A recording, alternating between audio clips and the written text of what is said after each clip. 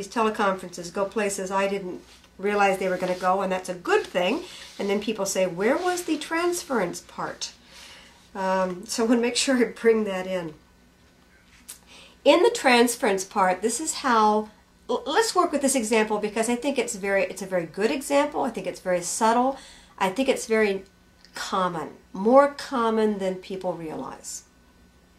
Okay, so let's take the example of somebody who just thinks twice before they speak. Every single time they speak. And what that means is they lose their opportunity. They tend to have a more passive role because they're never quick and there first. Okay?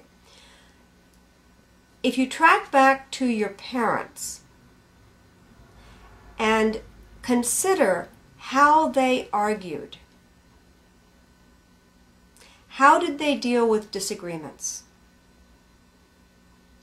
What was their opinion about somebody who spoke up and was wrong?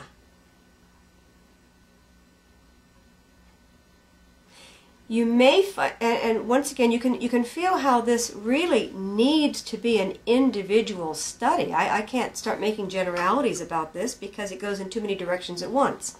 But in a real person's life, there would be answers to those questions, so that you can argue to a certain extent and for a certain length of time, and then a cap is put on.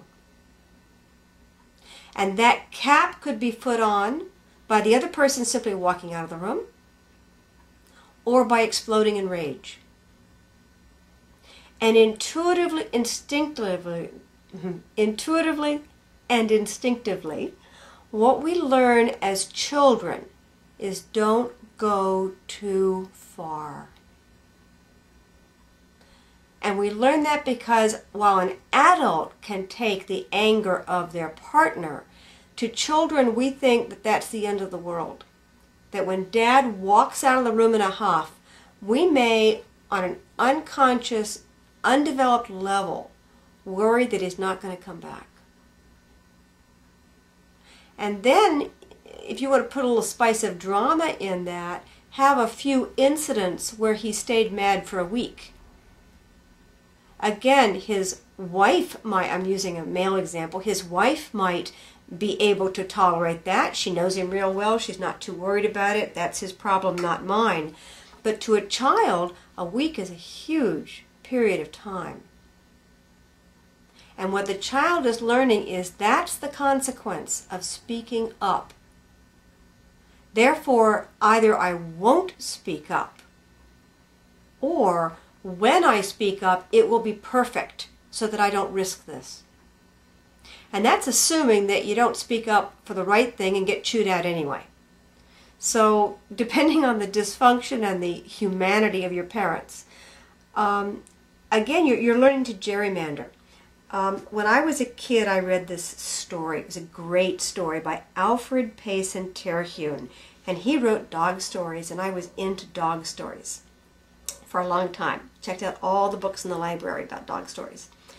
And he wrote a short story about a blind dog that the family just didn't want to put down. And so the dog was very smart and very loving, and the family just kept supporting it, and somehow it managed to be not, it wasn't a terrible thing, and everybody got along. And they lived on a farm. And one day a stranger came to the farm, and the owner said, was talking about this blind dog, and so the owner called the dog.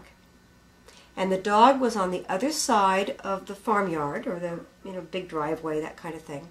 And the dog starts to lope over to its owner.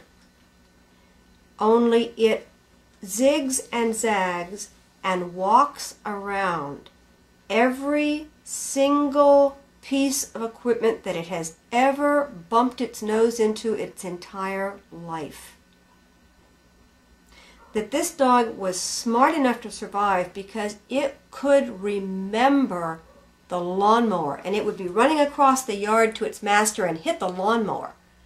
And in the dog's mind it said, lawnmower, hurt, ow, don't do that. And it kept a map in its head, and it would X out, don't go there. So if you can imagine this blind dog starting to cross the yard and avoiding the tractor, the lawnmower, the neighbor's car, everything that had ever been left out in that yard, this dog is still walking around. Because the only way for the dog to find out it's not there is to risk bumping its nose into it and falling down. That's what we're like. We don't want to get shamed. We don't want to get hurt. We don't want to be embarrassed. We don't want to make people we love angry. We don't want to create household problems. We don't want to make our mother ashamed in front of her friends. All these things are very serious. They hurt. We feel them. And it's as if in some part of our psyche we may draw an X through them. Now, there are other ways to defend. Sometimes you roar right through them. That's a different way of defending. But I'm focusing on a more subtle kind of defense that shows up in not doing things rather than doing things.